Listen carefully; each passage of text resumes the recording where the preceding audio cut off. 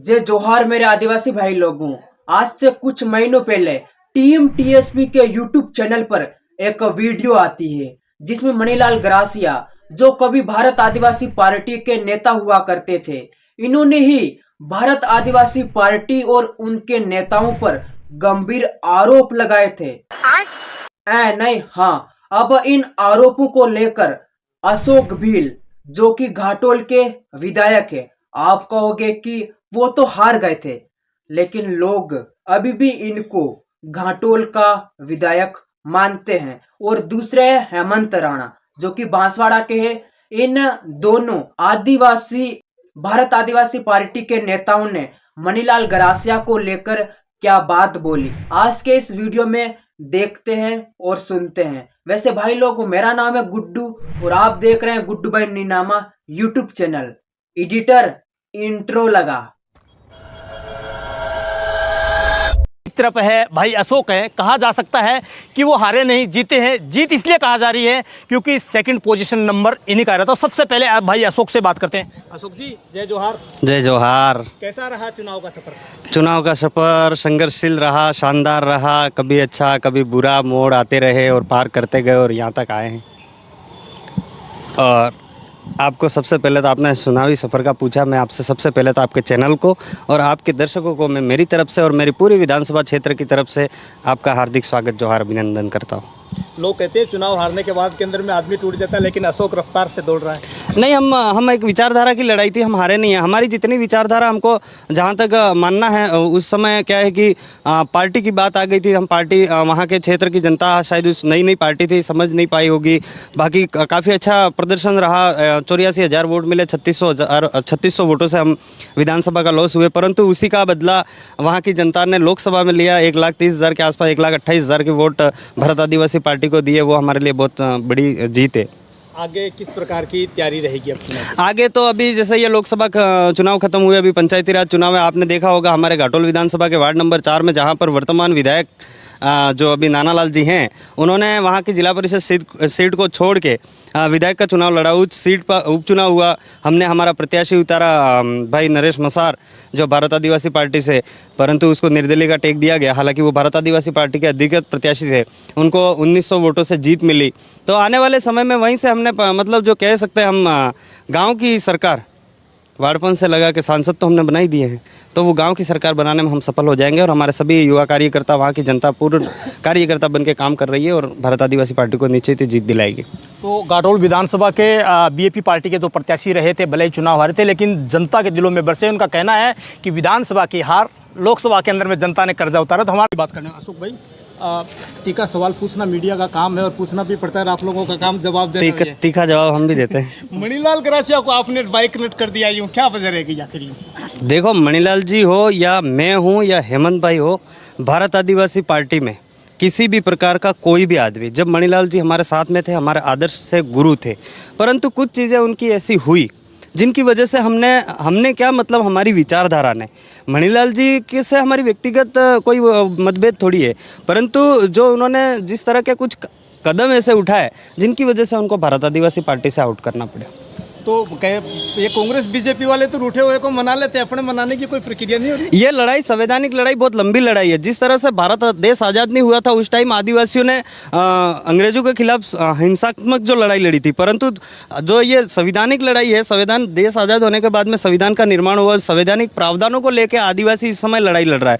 तो इस समय अगर इस तरह की कुछ हरकतें होती है तो हमको आने वाली पीढ़ी को बचाना है। ये नहीं है कि हमको विधायक बनना है, सांसद बनना है।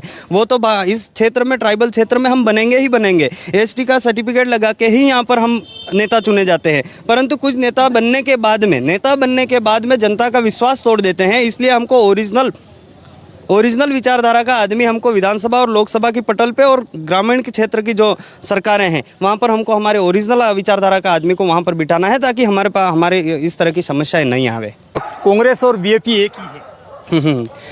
कांग्रेस और बीएपी एक नहीं है। आरोप, देखो, आरोप तो बहुत सारे लगते हैं, क्योंकि राजनीतिक में आरोप प्रत्यारोप होते रहते हैं।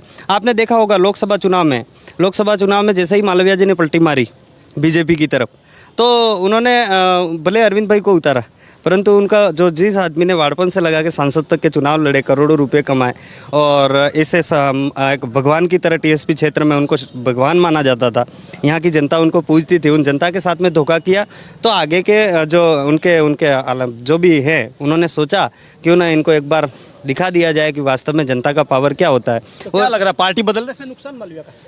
पार्टी बदलने से भी नुकसान है और उनका जो उन्होंने जो काम किए हैं उनको भी जनता ने देखा। जैसे हमारे आरक्षण की बात करें, 2013 की अधिसूचना और 16 की अधिसूचना की बात करें, ऐसे कई सारे युवाओं के साथ में कुठारघात किए हैं, उनका नतीजा उनको यहाँ की जनता ने दिया।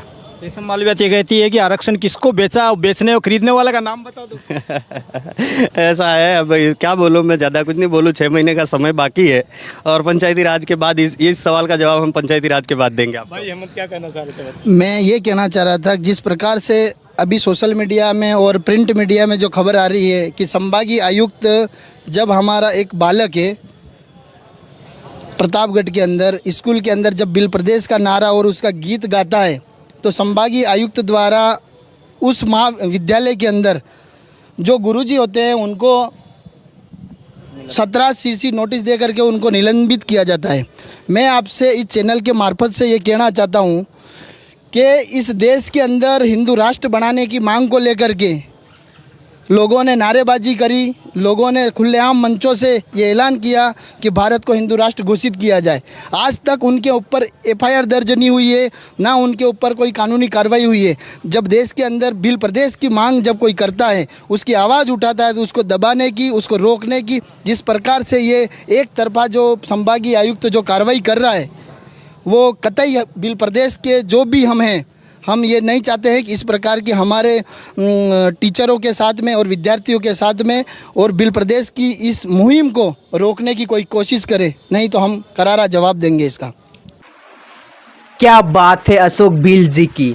भाई लोगों, ये जो अशोक भील है, वास्तव में ये इंसान बहुत ही अलग है। जैसे कि जो भी बात ये बोलते हैं, साफ सफाई तरीके से बोलते हैं और संवैधानिक तरीके से बोलते हैं।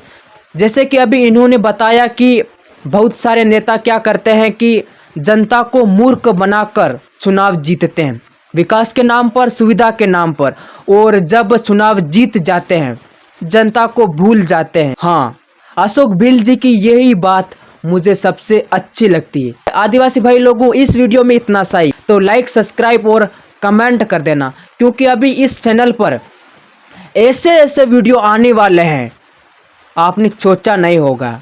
इसीलिए बोल रहा हूँ कि सब्सक्राइब करो और घंटी को सबसे ऊपर वाले ऑप्शन पर दबा दो, लाइक और फैला दो इस वीडियो को मनीलाल गरासिया जी तक, ताकि उनको पता चले कि भारत आदिवासी पार्टी से मुंह मोड़कर उन्होंने क्या खोया है।